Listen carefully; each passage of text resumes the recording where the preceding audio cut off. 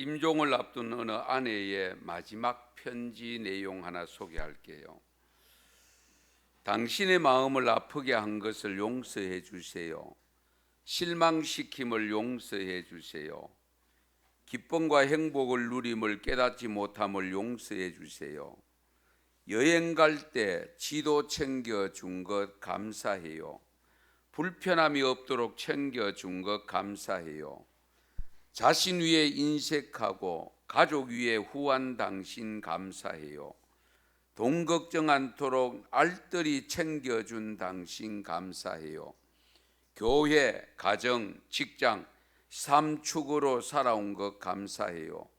모든 예배 참석함 훌륭해요. 고집부림 회개해요.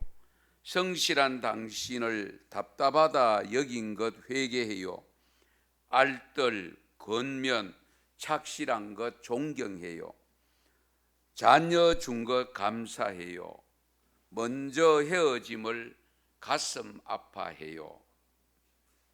임종을 앞둔 어느 아내의 마지막 편지입니다.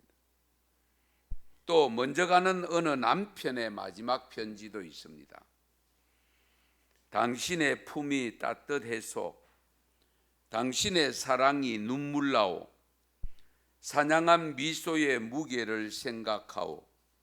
섬겨준 인고의 세월 고마워서 지난 시간들을 좀 더 아름답게 채우지 못함을 가슴 아파하오.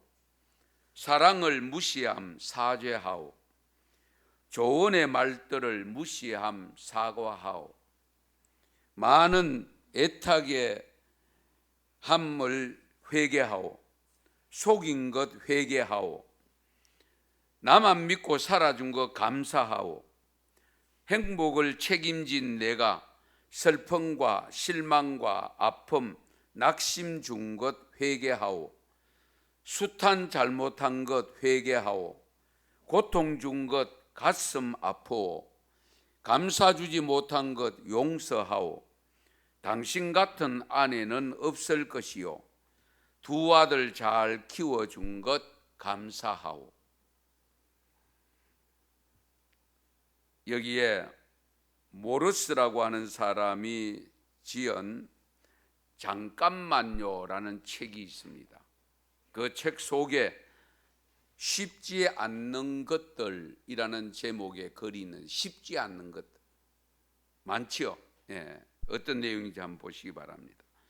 사과하기, 다시 시작하기, 실수 인정하기, 이기적이지 않기, 비웃음 견디기, 남 생각하기, 성공과 번영을 유지하기, 어려운 상황에서 열심히 노력하기, 실수 속에서 배우기, 용서하고 잊어버리기.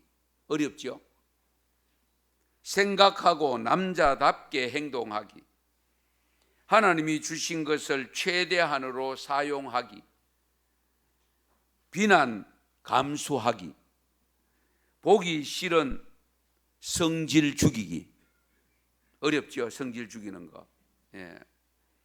비판적인 혀 다스리기. 그럼 쉽지 않아. 이렇게 글을 맺고 있습니다. 여러분, 하나님은 하나님 나라를 세워가기를 원하고 있습니다. 하나님 나라가 어떤 나라입니까? 오늘 말씀 17절에 보면 짧게 정의를 내려주고 있습니다. 하나님의 나라는 먹는 것도 아니고요, 마시는 것도 아니고, 오직 성령 안에 있는 의와 평강과 희락이라고 했습니다. 성령 안에 있는 의, 성령 안에 있는 평강, 성령 안에 있는 희락입니다. 우리가 아무리 의로운 일을 하더라도 그것이 다투게 만들거나 즐거움을 빼앗아 버린다면 그 일은 안 하는 것이 좋습니다. 우리 하나님은 평화를 깨면서까지 즐거운 마음을 근심하게 만들어 가면서까지 하시지 않습니다. 신앙생활을 하는 성도들을 보면 우리가 하나님과 상관없이 사는 경우를 볼 수 있지 않습니까? 하나님 믿고 하나님 의지하고 하나님 앞세우고 산다고 하는데도 하나님 없는 사람처럼 살아가는 모습이 왕왕 나도 모르는 사이에 나타납니다. 왜 우리가 하나님을 믿으면서 천국을 소망하면서 사는데 이렇게 여유가 없고 이렇게 마음이 좁아서 작은 것 하나 이해하지 못하고 사랑하지 못하고 미워하고 시기하고 정죄하고 비판하며 완전히 죽일 사람처럼 여기는 그런 모습은 왜일까요? 그래서 하나님을 바르게 섬기는 자는 하나님을 기쁘시게 하며 사람에게도 칭찬받는다고 오늘 본문 18절에 말씀하고 있습니다. 하나님을 믿는 성도는 하나님을 기쁘시게 하는 삶이 되어져야 돼요. 그러면 사람들로부터도 칭찬을 받는다고 했습니다. 오늘날 성도들이 세상에 살면서 얼마나 칭찬을 듣고 예수 믿는 사람들이 칭찬 듣는 내용들이 얼마나 유서화되어져서 우리에게 다가오는 부분들이 있습니까? 잘 없잖아요. 곁에 있는 사람들로부터도 칭찬 듣는 삶을 신앙생활을 하는 분들을 찾아보기가 쉽지 않습니다. 우리가 무슨 일을 하든지 기준은 항상 하나님의 뜻이어야 됩니다. 하나님이 기준입니다. 내 기준이 아닙니다. 내 생각이 기준이 되면 안 됩니다. 내 뜻이 기준이 되면 안 됩니다.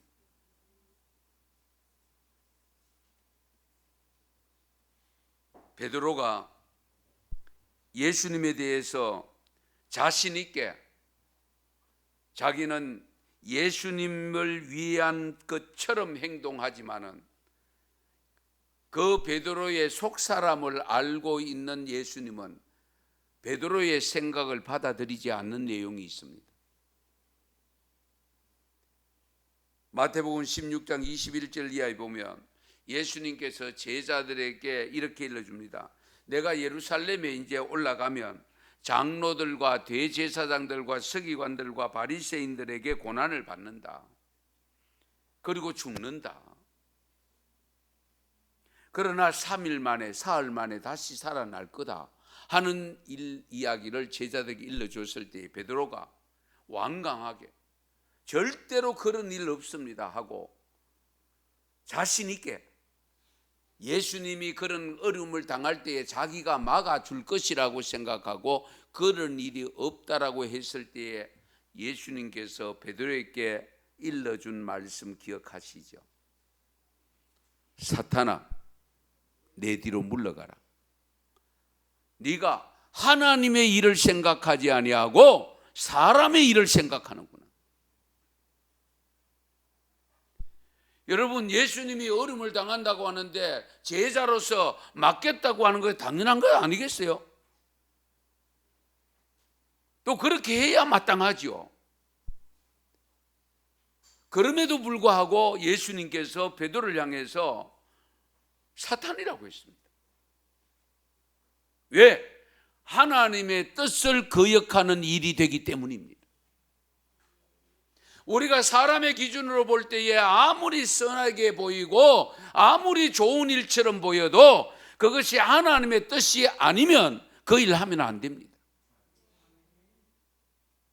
역으로 우리가 볼 때에는 저것은 별로 좋지 않는 일이고 별로라고 생각되어지는 그것을 통해서 내게 얻어지는 유익이 별로 없다고 생각되는 것이랄지라도 그것이 하나님의 일이면 그것을 할 수 있어야 될 때에 있어야 됩니다. 그 신앙이 바른 신앙이에요.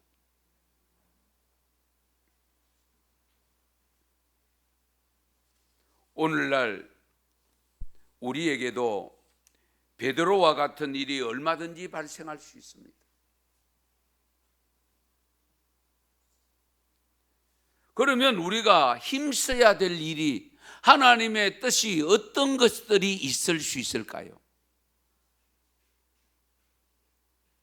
적어도 우리 하나님 나라를 소망하는 성도가 힘써야 될 일이 있다면 하나님 나라를 세우는 일에 힘써야 됩니다. 그 하나님 나라를 세우는 일에 힘쓰려고 하면 하나님의 나라의 속성을 알아야 되는데, 그 속성이 오늘 본문의 세 가지잖아요. 의와 평안과 희락입니다. 불의함을 자행하면 하나님 나라가 될 수 없습니다. 평안롭지 못하면 하나님 나라가 될 수 없습니다. 즐거움이 없으면 하나님 나라가 되지 못합니다.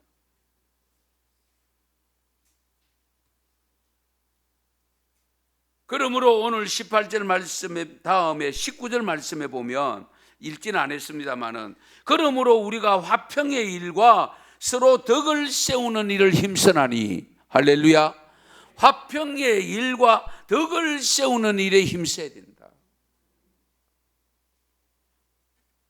성도 여러분, 하나님이 세워주신 가정 중심이 되는 것은 부부입니다. 그 부부가 교회에 오면 교회의 지체가 되어져서 예수님의 몸에 붙어있는 지체가 됩니다. 그리스도의 몸의 일부가 됩니다.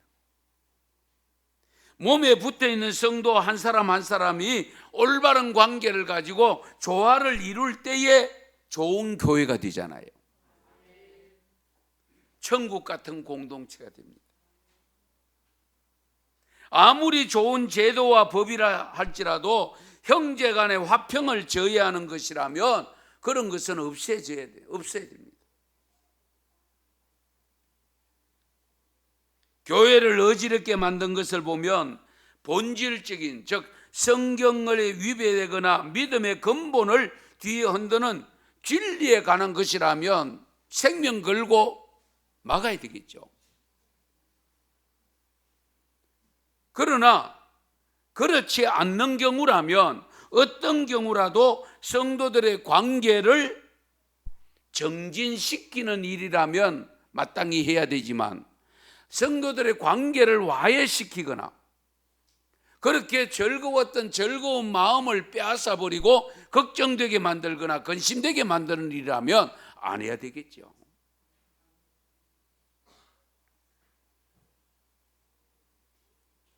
디모데후서 2장 22절에 이런 말씀이 있습니다. 또한 너는 청년의 정욕을 피하고 주를 깨끗한 마음으로 부르는 자들과 함께 의와 믿음과 사랑과 화평을 따르라. 할렐루야.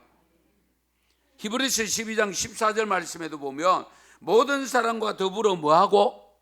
화평함과 거룩함을 따르라. 이것이 없이는 뭘 보지 못해요? 주를 보지 못한대요. 화평함이 없이는, 거룩함이 없이는 주를 볼 수 없대요. 주를 볼 수 없는 것이 주님의 나라, 하나님 나라가 될 수 없잖아요. 베드로전서 3장 11절 말씀에도 보면 악에서 떠나 선을 행하고 화평을 구하며 그것을 따르라. 할렐루야. 어쨌든 화평해야 됩니다. 오늘날 여러분의 가정과 여러분의 심령부터 먼저 챙기셔야 되고요, 그리고 교회가 챙기셔야 됩니다.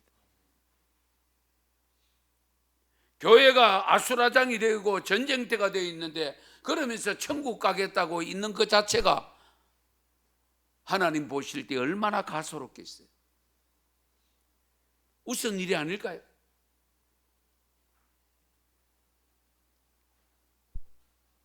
아무리 좋은 일이라도 화평을 깨뜨리면서까지는 하지 마세요.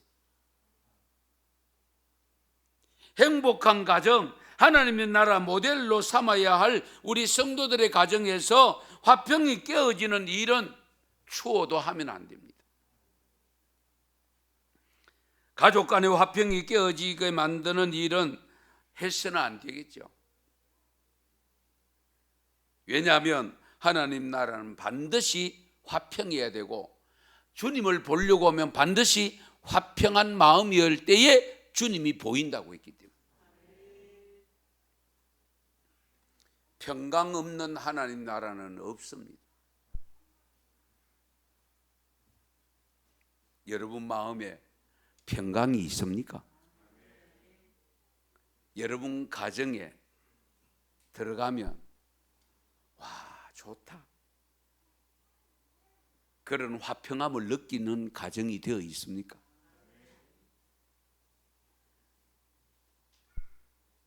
저와 여러분이 섬기는 우리 은성교회 화평이 되어 있습니까?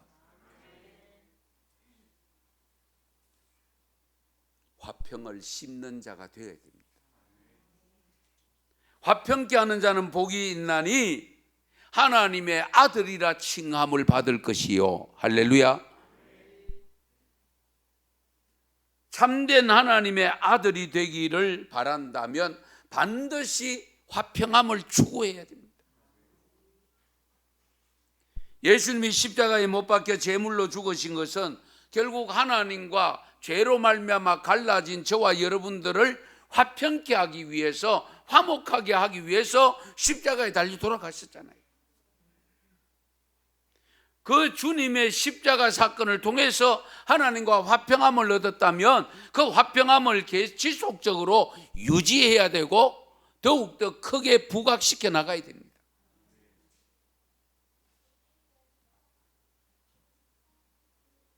화평한 하나님 나라를 세워가는 가정, 하나님 나라를 세워가는 부부가 되려고 하면 어떻게 하면 될까? 우선은요, 비난하는 말을 하지 말아야 됩니다. 소통의 수단인 말을 잘해야 되잖아요. 대부분의 문제는 말에서부터 시작됩니다. 우리 가족 공동체가 살아가는 가정에서 서로가 비난하는 말을 하면 화평이 깨어질 수밖에 없잖아요. 비난하는 말을 하지 않으면 가정천국이 이루어집니다. 대인관계의 갈등을 불러일으킨 제1원인이 뭐냐? 비난의 말입니다. 우리가 비난을 하다 보면요, 원망을 낳고요, 원망을 하다 보면요, 비판을 가져오고요, 판단을 하게 되어지고요, 끝내는 정죄를 하게 됩니다. 더 발전하면 하나님 자리까지 차지해 버립니다. 그러므로 성도 여러분, 각자의 가정에서 가족에게 먼저 가장 가까이 가장 많이 접하는 가족에게 비난의 말을 하지 말아야 됩니다.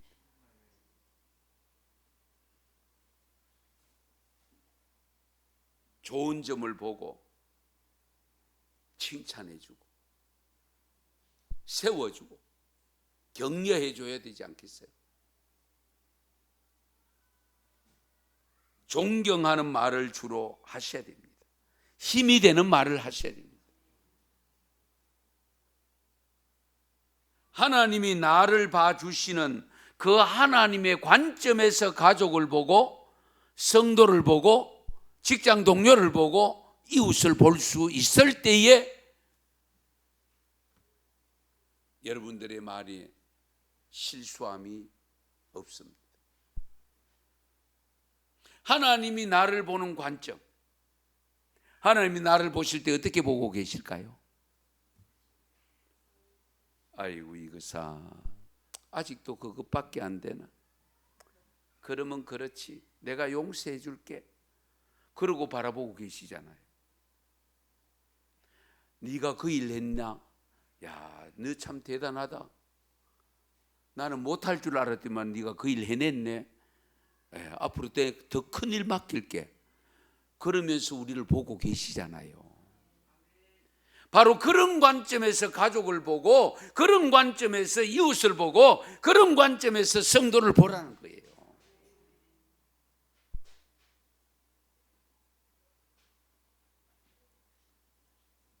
성도 여러분, 어쨌든 여러분 각자의 가정에서 먼저 가족에게 비난하는 말을 혹 자주 하는 분이라면 줄이시고 결국 없애셔야 됩니다. 그럴 때에 가정천국이 일어나고, 그럴 때에 교회천국을 이룰 수 있고, 그럴 때에 이 나라를 하나님 나라 같은 나라로 만들어 가는데 이바지할 수 있는 교회가 될 수 있습니다. 어느 부자의 어리어리한 집 앞에 넓은 공터가 있었대요. 넓은 공터가 있다 보니까 마을 주민들이 쓰레기를 그거 다 갖다 버립니다. 그래서 쓰레기가 쌓이니까 냄새는 고약하고 정말 이러지도 못하고 저러지도 못하고 부자가 그 쓰레기를 다 치웁니다. 그러다가 하도 갖다 버리니까 이곳에 쓰레기를 버리지 마십시오, 팻말까지 갖다 붙였는데 그래도 갖다 버립니다. 그 다음에 철조망을 칩니다. 철조망을 쳤는데도 너머로 다 갖다 버립니다. 그때에 부자가 극약 처방을 내렸는데요. 쓰레기 버리는 사람들에게는 벌금을 물리겠다고. 그렇게 했더니만은 결국 쓰레기 버리는 동네 사람들은 나쁜 사람이 되고, 부자는 동네 사람들로부터 외면을 당할 수밖에 없습니다. 그런데 어느 날 시골에서 이 부자의 아버지가 올라오셨어. 집 앞에 보니까 쓰레기 더미가 있고, 아들이 그것을 보고 아버지에게 동네 사람들이 저렇게 한다고 불평을 하고 원망을 하고, 그 이야기를 다 듣고 난 다음에 아버지가 아무 말씀도 하지 아니하고 철도망을 제치고 그걸 전부 괭이로 일구어 가지고 뚝을 만들고 거기다가 시금치를 심었어. 시금치를 심어 놓고는 편말에다가 뭐라고 써붙이는 하니까, 누구든지 드시고 싶은 분들은 조금씩 가져다 드세요. 그리고 붙여놨어. 그리고는 이제 아들을 집에서 이제 시골로 내려가면서 아들에게는 이 시금치가 끝나거들랑 파도 심고 상치도 심고 다양한 것 심어서 이렇게 했으면 좋겠다. 그러니까 동네 사람들이 깜짝 놀란 거죠. 자기들이 버렸던 쓰레기장이 완전히 시금치 밭으로 변해가지고 시금치를 마음 놓고 또 뜯어 먹을 수 있으니까 얼마나 고맙겠어요. 그래서 그 공터를 통해서 부자와 동네 사람들의 사이가 가까워지면서 이 부자가 여기다가 벤치를 하나 만들어야 되겠다. 앉는 의자, 쉬는 의자를. 그러다가 또 생각이 조금 더 발전해서, 그러니 차라리 여기다가 노인정을 하나 지어야 되겠다. 그래가 노인정을 지었더니만은 완전히 동네 화해의 장터가 되었습니다. 할렐루야. 그 노인정을 다 짓고 난 다음에 시골에서 아버지가 또 올라오셨어. 오랜만에 올라와 보니까 그런 모습이 펼쳐지기가 얼마나 좋겠어요. 그리고 아들을 불러가 앉혀놓고는, 얘야, 내 기분이 그만이다. 한 잔 받으라 그러고 막걸리 한 잔 줬대요. 여러분, 아버지가 한 일은 다른 거 없어요. 그냥 쓰레기장을 일구어서 시금치 심어서 나눈 것밖에 없는데, 그로 인해서 온전히 아들은 아들대로 올라가게 되었고 그 동네가 아름다운 동네로 소문나서 다른 동네에서 축혀 세움을 받게 되었잖아요. 여러분, 인생을 살면서 잘 들으세요. 깎아내리는 인생이 되면 안 됩니다. 올라가는 인생이 되어야 됩니다. 히말리아 고산족 사이에 양을 매매할 때에 참 재미있는 방법이 있대요. 그 양값이 정해지는 기준이 뭐냐? 그 팔려고 하는 양을 산에다가 방목을 내놓고 풀을 뜯어 먹으면서 올라가는 것은, 점점 올라가면서 풀을 뜯는 것은 값이 비싸고, 풀을 뜯으면서 아래로 내려가는 것은 값이 떨어지도록 돼 있대요. 그 왜 그러냐? 계속 내려가다 보면 낭떠러지에 떨어져 죽는데요. 그래서 풀을 뜯으면서 올라가는 양은 값이 올라가고, 풀을 뜯으면서 내려가는 것은 값이 떨어지도록 그렇게 했다는 겁니다. 무기력함과 안일한 타협주의에 빠지면 자꾸 아래로 내려갑니다. 아래로 추락해가는 인생, 희망이 없잖아요. 그러나 오늘은 힘들어도, 오늘 내 등에 놓인 십자가가 무겁고 힘들어도 위로 올라가는 것은 소망이 있습니다. 하나님의 도움을 받을 수 있는 길이 있습니다. 주를 앙모하는 자 올라가 올라가 독수리같이 모든 싸움 이기고 근심 걱정 벗은 후 올라가 올라가 독수리같이. 할렐루야. 우리 은성교회 모든 가족들은, 성도들은 올라가는 신앙이 되시고 올라가는 삶이 되시기 바랍니다. 올라가게 만드는 삶을 위해서는 무엇보다도 칭찬을 많이 해줘야 됩니다. 그냥 올라가는 게 아니에요. 칭찬이 필요합니다. 가장 가까운 사이일수록 조심해야 되는데, 어쨌든 그러므로 부부 사이에, 가족 사이에 비난은 없애야 될 뿐만 아니라 거기에 덧붙여서 칭찬의 말이 주어져야 됩니다. 칭찬. 아내의 칭찬이 남편에게는 보석이 되고, 어머니의 칭찬은 자녀들의 꿈이 됩니다. 소망이 됩니다. 수많은 부부들이 문제와 갈등 속에서 헤매는 경우를 우리가 얼마든지 주위에서 지금 많이 볼 수 있지 않습니까?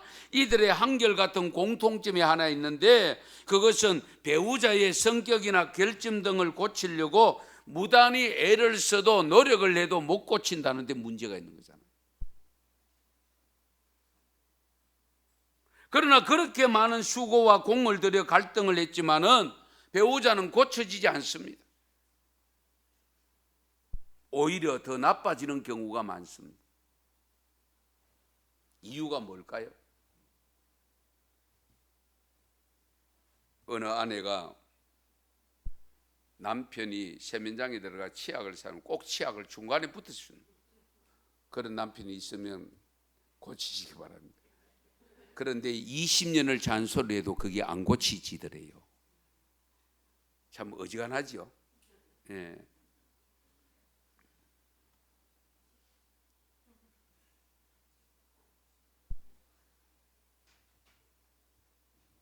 그래서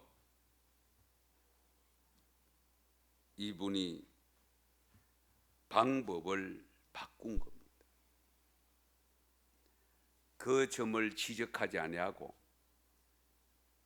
치약을 알맞게 사용하는 것을 발견하고, 참 당신은 치약을 알맞게 사용한다. 경제적으로 사용한다. 지혜롭게 사용한다. 그랬더니만 중간에서 누르는 게 갑자기 없어졌더래요. 너무도 이상하지요. 예.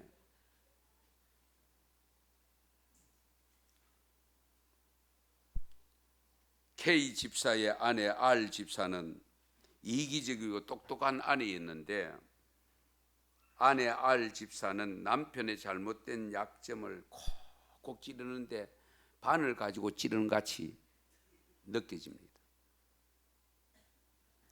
그런데 아내 R 집사는 한 번은 부부 치유센터에 가서 상담을 했습니다. 상담을 하니까 결국은 그 단점을 지적한 것을 없애고 칭찬해 주라는 대처 방법을 소개받습니다. 그래서 그 시키는 대로 남편에게 했더니만 2주 만에 남편이 바뀌더라는 거예요. 변화되더라는 거예요. 이 남편이 학교에 음악 교사였는데 학생들에게 복음까지 전하는 것으로 바뀌더래요. 예. 그래서 칭찬이 이렇게 중요한 것이구나 하는 것을 깨닫게 되었다는 거예요.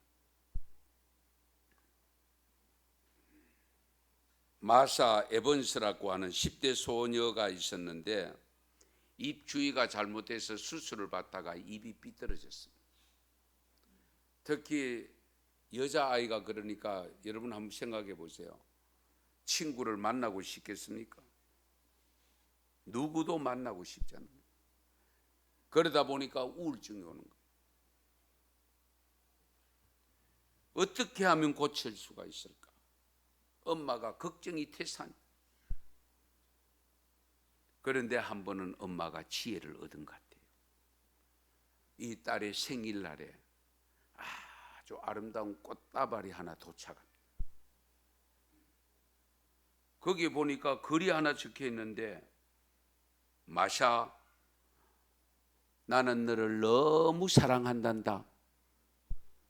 이 쪽지가 있는 그 사랑, 그 쪽지를 받고는 엄마,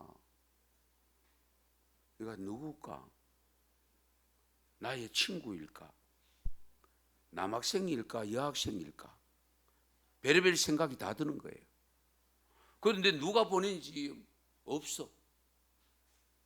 그리고 지나갔는데 무슨 일이 있을 때, 생일 때문에 일이 있을 때마다 꽃다발이 도착해요. 아무래도 이상하다 이거. 그런데 이 소녀가 그 꽃다발을 받으면서 그 메시지, 짧은 메시지를 들으면서 사는데 이제 쾌활해지고 결혼까지 하게 된 거예요. 할렐루야. 그런데 어느 날 어머니가 세상을 떠나버렸어. 어머니가 세상을 떠나고 나니까 꽃다발이 안 오는 거야. 그때서야 이 딸이 엄마가 나를 위해서 보냈구나. 그걸 깨닫고 정말 아름다운 딸이 되어져서 자기는 주위에 그런 어려운 사람들이 있으면 항상 격려하고 세워주는 말로, 칭찬해주는 말로, 그러면서 꽃다발도 보내주는 그런 삶을 살았다는 이야기가 있습니다. 여러분, 즐겁게 사는 방법이 무엇일까요? 가정천국을 이루려고 하면, 교회 천국을 이루려고 하면 즐거워야 되는데, 평화롭고 즐거워야 되는데 즐겁게 살 수 있는 방법, 항상 기뻐하라고 했잖아요. 데살로니가전서 5장 16절에 항상 기뻐할 수 있습니까? 없어요. 쉽지 않아요. 그런데 빌립보서 4장 4절에 보면 주 안에서 항상 기뻐하라. 내가 다시 말하노니 기뻐하라. 어디에서 기뻐하라고요? 주 안에서. 주님 안에서 기뻐해라. 주님 안에 있으면 항상 기뻐할 수 있다. 이 기쁨이 어떤 기쁨일까? 구원의 기쁨입니다. 구원의 기쁨. 주님 안에 있으면 염려, 걱정 사라져요. 질병이 왔다 해도 두렵지 않아요. 하나님이 도우시는데, 하나님이 지켜주시는데, 아니면 하나님 앞에 직접 갈 텐데 두려움이 사라지는 거예요. 그러므로 기쁨이 생기는 거예요. 우리가 세상 그 무엇으로도 충족함을 받아서 누리는 기쁨, 오래 못 가잖아요. 일시적이잖아요. 여러분이 세상에 있는 것 가지고 기쁨 누리는 건 며칠 갑니까? 오래 못 갑니다. 그러나 우리 하나님이 영원하신 하나님이잖아요. 우리 예수님이 영원하신 주님이시잖아요. 그 영원하신 주님 안에 내가 들어가 있으면서 그 영원한 기쁨을 누릴 때에 항상 기뻐할 수가 있는 거예요. 그래서 시편 35편 9절 말씀에 보면 내 영혼이 여호와를 즐거워하며 그의 구원을 기뻐하리로다. 할렐루야. 내 영혼이 여호와를 즐거워한다. 왜 즐거워해야 됩니까? 나의 생명을 책임져 주시고 있잖아요. 나를 지옥 갈 사람을 천국으로 인도해 주셨잖아요. 그러니까 하나님을 즐거워해. 내 영혼이 여호와를 즐거워하고 그의 구원을 기뻐하리로다. 구원이 일시적으로 끝납니까? 아니잖아요. 구원은 영원한 거잖아요. 그러면 기쁨도 영원해지잖아요. 우리가 세상에 살다 보면 세상 사람들과 별로 다를 바 없다는 것을 느끼잖아요. 온갖 것을 다 겪으면서 삽니다. 하나님의 자녀라고 할지라도 돈 벌어야 됩니다. 직장 다녀야 됩니다. 고난이 있습니다. 실패도 있습니다. 질병도 있습니다. 예수 안 믿는 분들이 겪는 거 다 겪으면서 살잖아요. 그런데 어떻게 기뻐할 수 있어요? 쉽지 않잖아요. 그럼에도 불구하고 어떻게 항상 기뻐하며 살 수 있을까?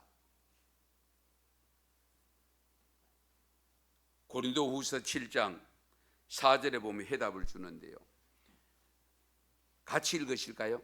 나는 너희를 향하여 담대한 것도 많고 너희를 위하여 자랑하는 것도 많으니 내가 우리의 모든 환난 가운데서도 위로가 가득하고 기쁨이 넘치는도다. 아멘. 내가 우리의 모든 환난 가운데서도 위로가 가득하고 기쁨이 어떻게 해요? 넘치는도다. 바울이 당한 환난만큼 당한 분 계십니까? 없어요. 오늘날 아무리 목사가 고난이 있고 고통이 있고 힘든다 할지라도 사도 바울 같은 고난을 겪은 지금 목사가 없습니다. 그런데 바울은 환난을 당하지만은 기쁘다고 했잖아요. 그러니까 감옥 속에서도 어떻게 돼요? 찬송 부르고 기도 드리고 할렐루야. 그 가운데 기쁨이 있으니까. 고린도후서 8장 2절에도 이런 말씀이 있습니다.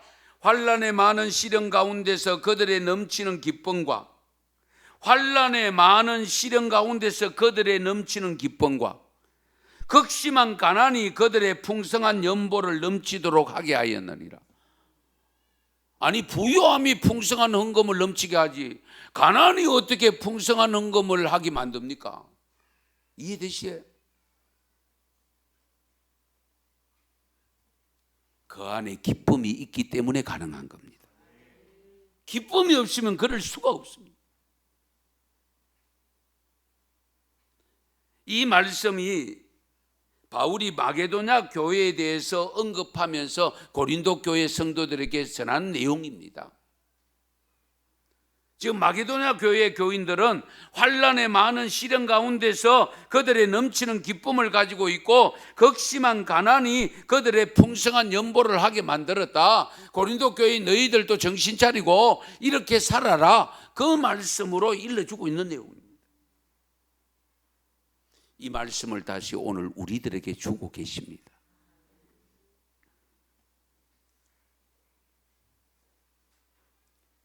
데살로니가전서 1장 6절에 보면 같이 읽습니다. 또 너희는 많은 환난 가운데서 성령의 기쁨으로 말씀을 받아 우리와 주를 본받은 자가 되었으니 아멘. 많은 환난 가운데서 성령의 기쁨으로 말씀을 받았다. 성령이 충만하면요, 현재 상황이 어떤 상황이라도 내 마음에 기쁨이 일어납니다. 예, 성령이 나에게 감동을 주기 때문에 그 순간에 말할 수 없는, 표현할 수 없는 감동이 찾아옵니다. 밀려옵니다. 기뻐하지 않을 수가 없습니다. 다른 사람이 보면은 미쳤다 소리를 들을지라도 나는 기쁜데요. 나는 기쁜데 어떡하겠어요? 그래서 이 데살로니가서 1장 6절에 보면 성령의 기쁨이라고 표현하고 있습니다. 그래서 성령 충만 받아야 됩니다. 그래서 우리는 성령 충만이 일시적으로 끝나는 충만이 아니라 지속성을 가지고 충만해야 됩니다. 그럴 때에 기쁨의 삶이 되어지고 기쁨의 삶을 살 때에 힘이 생기고 담대함이, 용기가 생기잖아요. 우리가 하나님 앞에서 살아가는 삶이 분명하면 기뻐하지 않을 수 없어요. 뭐 걱정할 거 없어요. 한번 생각해 보세요. 장차 들어가는 하나님 나라에 살면 내가 수고해서 얻는 삶이 아니잖아요.